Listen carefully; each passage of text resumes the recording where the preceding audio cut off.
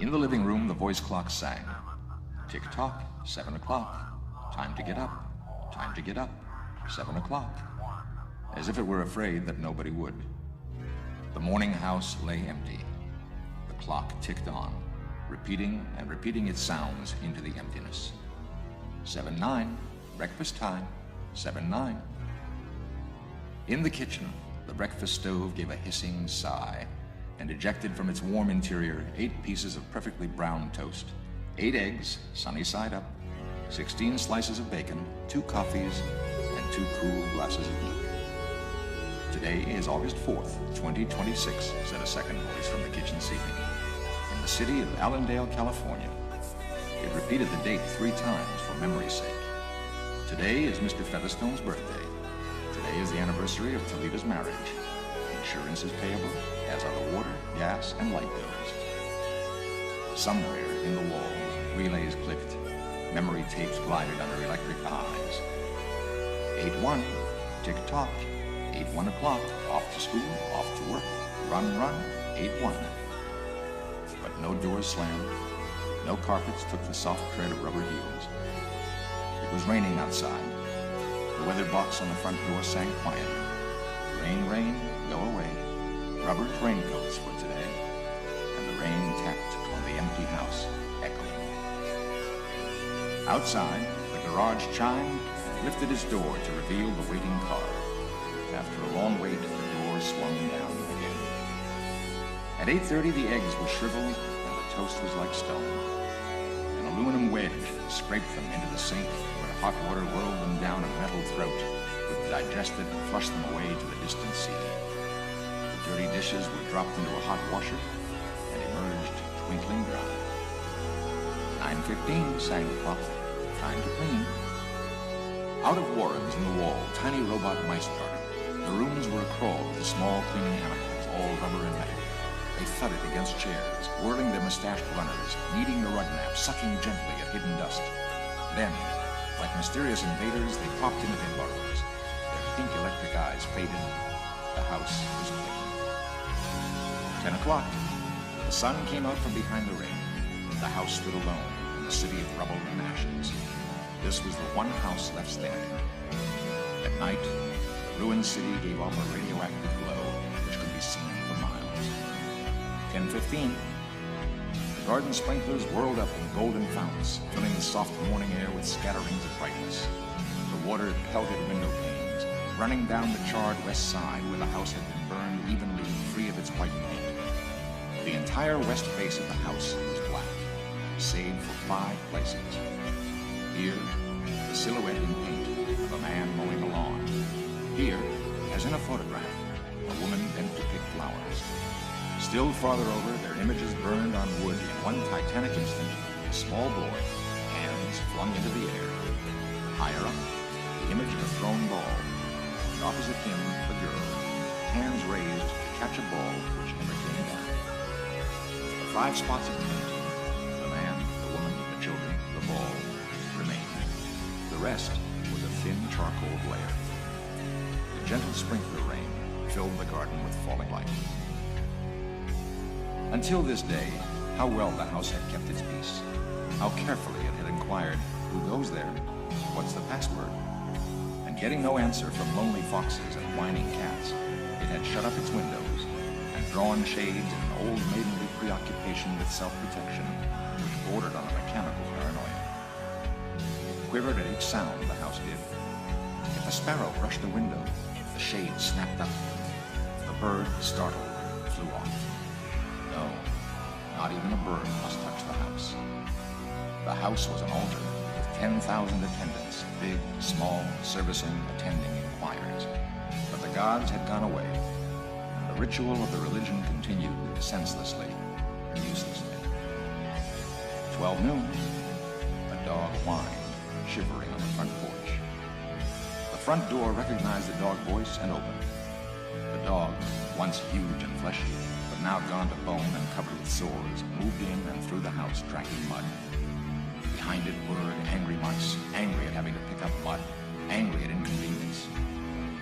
But not a leaf fragment blew under the door, but but the wall panels flipped open and the copper scrap rats flashed swiftly out.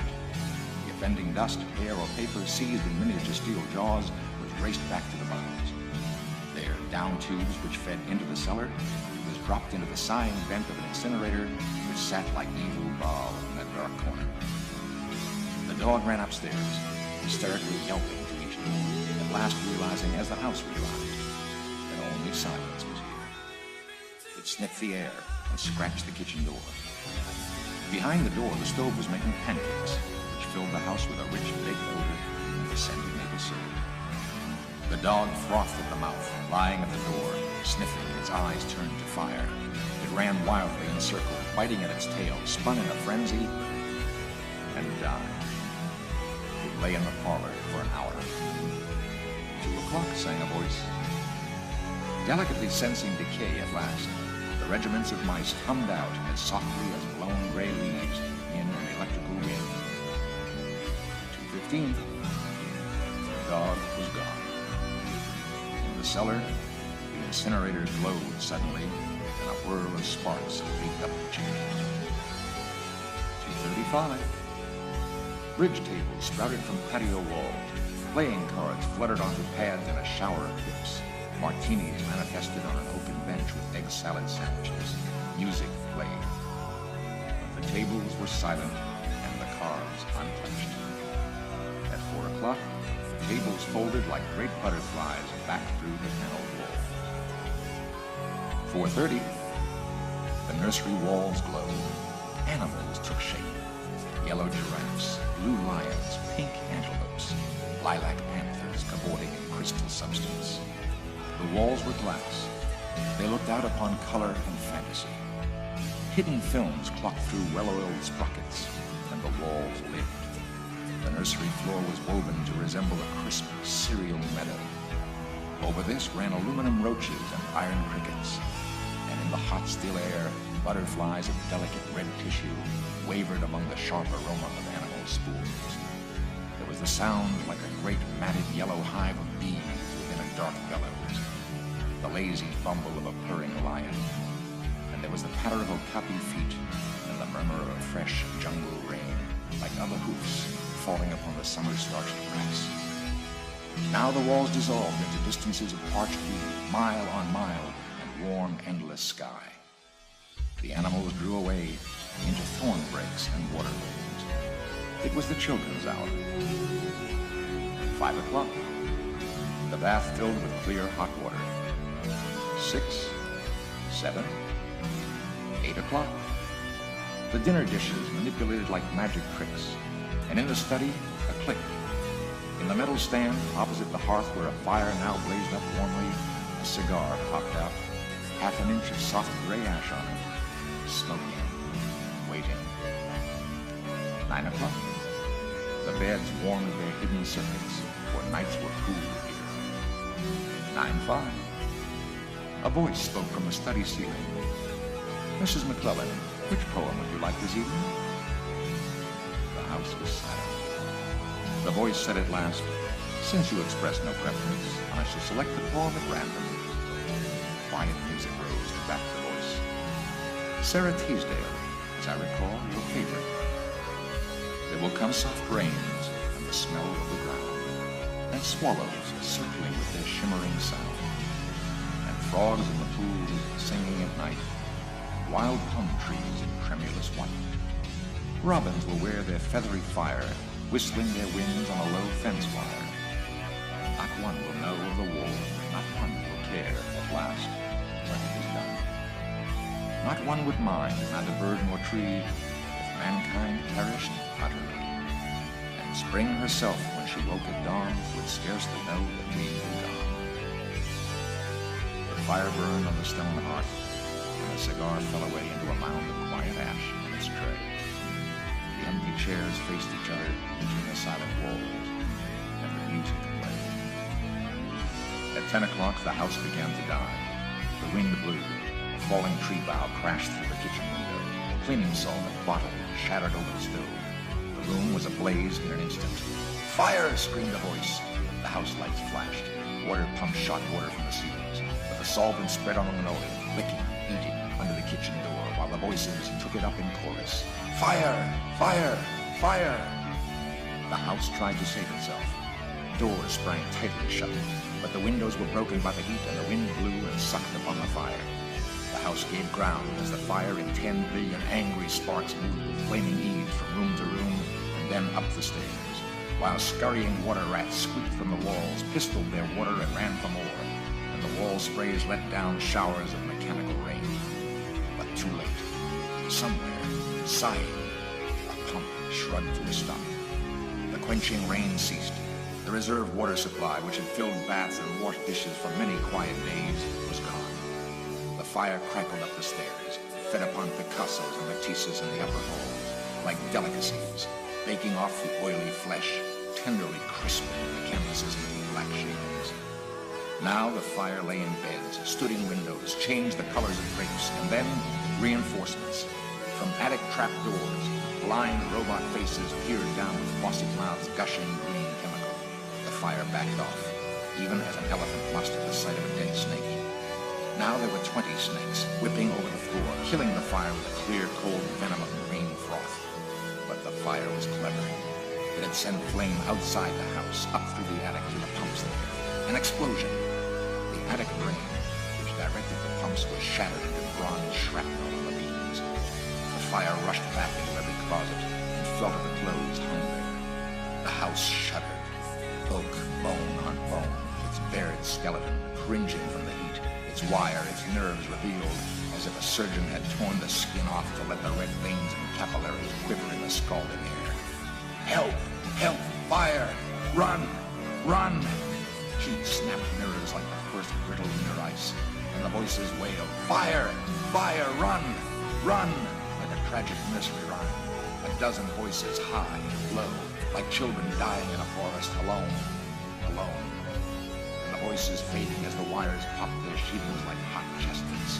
1, 2, 3, 4, 5 voices died. In the nursery, the jungle burned. Blue lions roared, purple giraffes bounded off. The panthers ran in circles, changing color, and 10 million animals running before the fire vanished off toward a distant steaming river. 10 more voices died. The last instant, under the fire avalanche, other choruses, oblivious, could be heard announcing the time, playing music, cutting the lawn by remote control mower, or setting an umbrella frantically out and in the slamming and opening front door. 1,000 things happening like a clock shot, and each clock strikes the hour insanely before or after the other. A scene of maniac confusion, yet unity. Singing, screaming, a few last cleaning mice darting bravely out to carry the horrid ashes away. And one voice, with sublime disregard for the situation, reading poetry aloud in a fiery study until all the film spools burned, until all the wires withered and the circuits cracked. The fire burst the house and let it slam flat down, puffing out skirts of spark and smoke. In the kitchen, an instant before the rain of fire and timber, the stove could be seen making breakfasts at a psychopathic rate. 10 dozen eggs, 6 loaves of toast, 20 dozen bacon strips, which, eaten by fire, started the stove working again, hysterically hissing. The crash. The attic smashing into kitchen and parlor, the parlor into cellar, cellar into sub-cellar, deep freeze, armchair, film tape, circuits, beds, and all like skeletons thrown in a cluttered mound deep under. Smoke and silence. A great quantity of smoke. Dawn showed faintly in the east. Among the ruins, one wall stood alone. Within the wall, a last voice said over and over, again and again, even as the sun rose to shine upon the heaped rubble and steam, today is August 5th, 2026. Today is August 5th, 2026. Today is August 5th, 2026. Today is August 5th, 2026.